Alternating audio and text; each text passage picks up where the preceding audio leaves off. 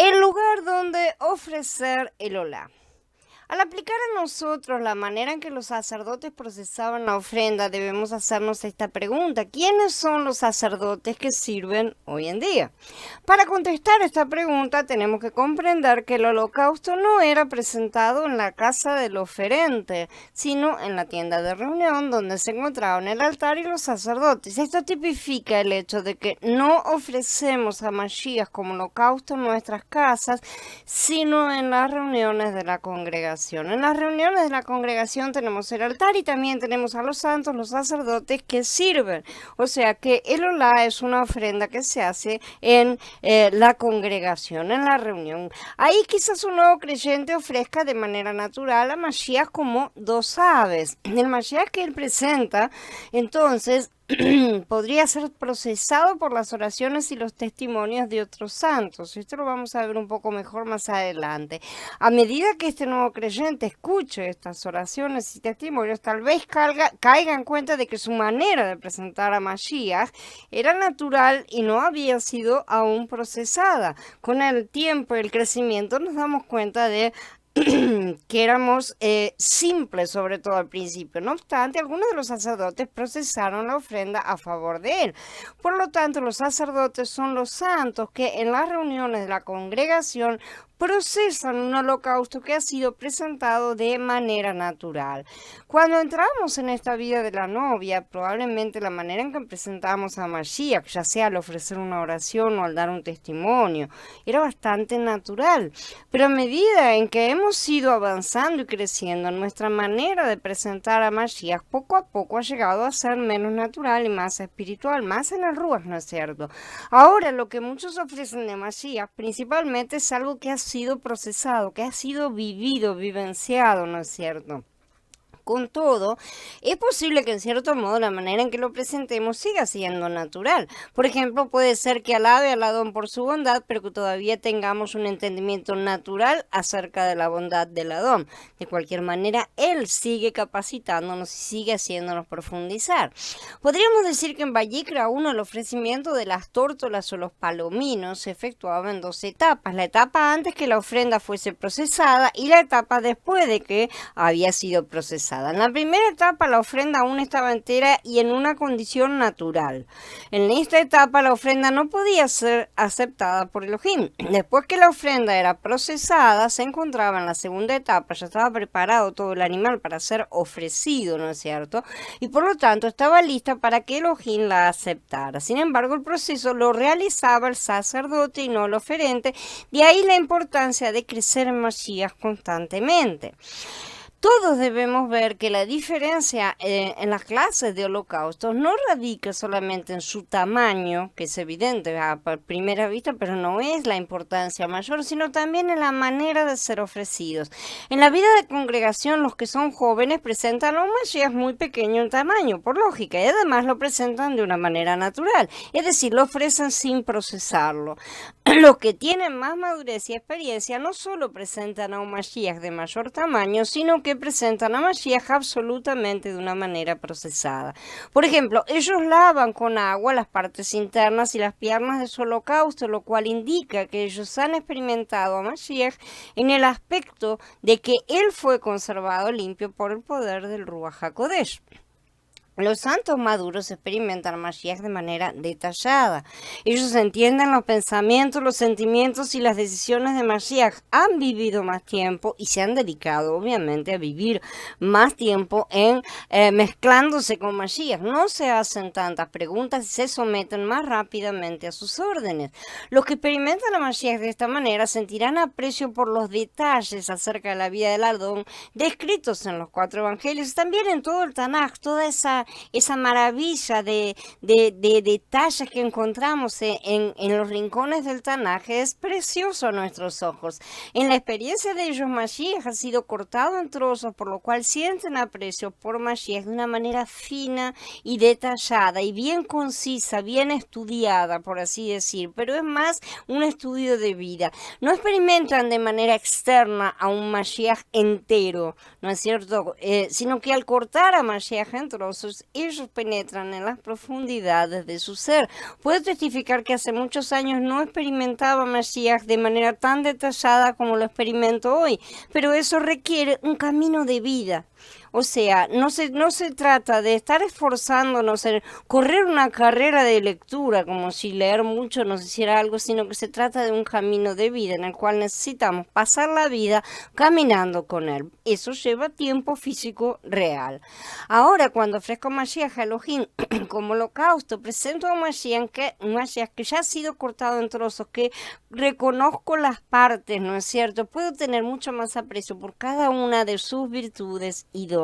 Al principio lo veía más como una cosa general, ¿no es cierto? Los que ofrecen a Mashiach como aves de una manera natural necesitan que los santos de más edad, de más camino, en calidad de sacerdotes, les ayuden a procesar su ofrenda. Sin embargo, es posible que si los santos de más edad procesen la ofrenda presentada por un joven Kadosh, ¿no es cierto?, se ofenda. La mayoría de los nuevos, por estar más en la carne y en el alma, se ofenden cuando son ayudados o corregidos.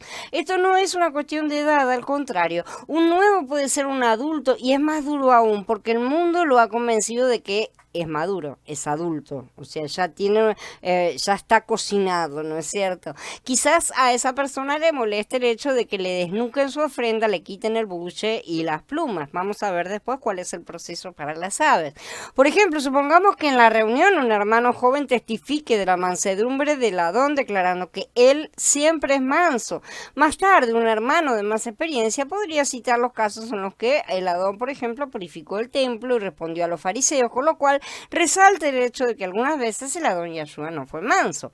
Al oír esto, el hermano joven tal vez sienta que el hermano de más experiencia desnucó su ofrenda, por así decir, una ofrenda que él había presentado entera y sin haberla procesado.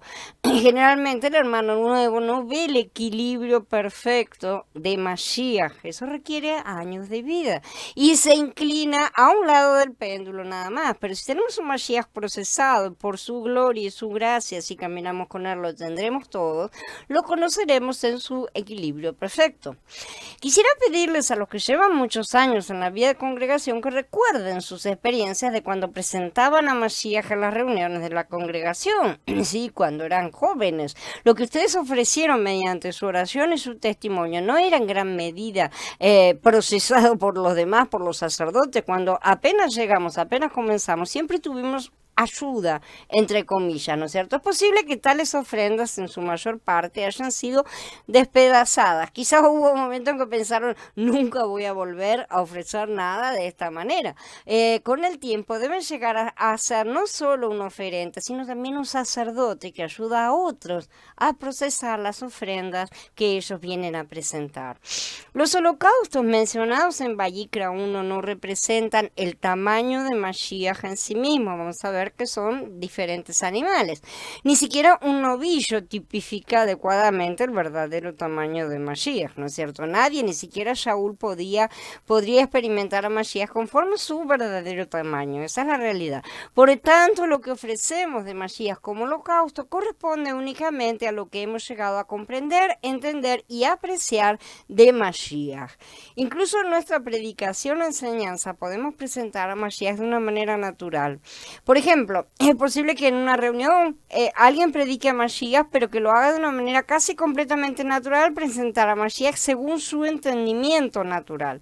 Como resultado, Mashiach no es presentado como realmente él es, sino como lo concibe la persona. Nosotros ponemos mucho en la interpretación de las cosas, ponemos mucho de nosotros mismos y de esa manera, no es mala intención, pero sí se hace, le bajamos el nivel, lo bajamos a nuestro nivel porque nuestra comprensión tiene un límite, por lo tanto hasta ahí lo rebajamos. Entonces Mashiach no es presentado como realmente es. Muchas veces lo que vemos no es a Mashiach pleno en el testimonio de una persona, sino únicamente la parte que ha procesado.